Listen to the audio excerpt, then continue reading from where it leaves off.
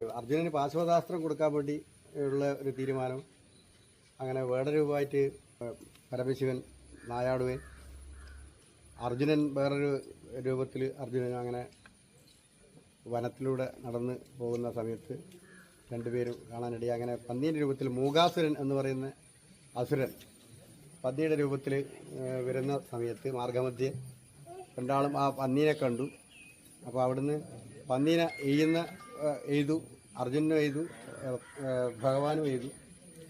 അപ്പോൾ അതിൽ എൻ്റെതാണ് അമ്പ് കൊണ്ടിരുന്നതെന്ന് പറയുന്നത്. അർജുനൻ പറഞ്ഞു എൻ്റെ അമ്പാണ്, പരമശിവൻ പറഞ്ഞു, വേടം പറഞ്ഞു എൻ്റെ അമ്പാ കൊണ്ടിരുന്നു. അങ്ങനെ രണ്ടുപേരും ദ്വന്ദ്വയുദ്ധത്തിൽ ഏർപ്പെട്ടു. അസ്ത്രം കൊണ്ട് തീർന്നു. പിന്നെ ദ്വന്ദ്വയുദ്ധത്തിൽ അങ്ങനെ ഒത്തിപ്പിടിവിട്ട് രണ്ടാളും കൂടി ഭൂമിയിൽ പതിക്കുമ്പം അവിടെ നിന്ന് ഭഗവാന്റെ പൂർണ്ണരൂപം കാണിച്ചു കൊടുത്ത് എന്നുള്ള ഒരു കഥയുണ്ട്. പിന്നീടുള്ള കാലങ്ങളിൽ അത് നമ്മൾ ഋഷിപുത്രന്മാരായിരിക്കുന്ന നമ്മളെ മലയന്മാർക്ക്, അപ്പോൾ പരമശിവന് കണ്ണേർ ദോഷം തട്ടി. അപ്പോൾ കണ്ണേർ ദോഷം തീർക്കാൻ വേണ്ടിയിട്ട് അനവധിയായിരിക്കുന്ന ആൾക്കാരെല്ലാം പോയെങ്കിലും അതൊന്നും സാധിക്കാത്ത സമയത്ത് ഭാരതപ്പുറ്റും ഭാരതമണിപ്പുറ്റും രണ്ട് പുറ്റകം ഉണ്ടാക്കി ഭഗവാൻ.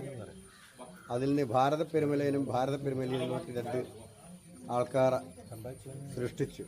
യോനി ദൃഷ്ടില്ലാതെ ഞങ്ങളെ സൃഷ്ടിച്ചു, നമ്മളെ പൂർവികന്മാരെ.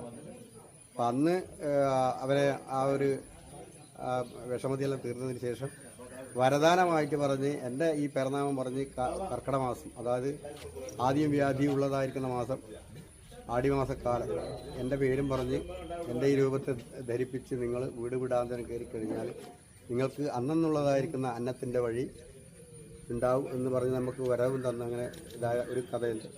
നമ്മളെ വേടമ്പാട്ട് അതിന്നും കാലാകാലങ്ങളായിട്ട് അച്ഛാച്ചന്മാർ മുതൽ ഇന്നിപ്പം നമ്മൾ വരെത്തി.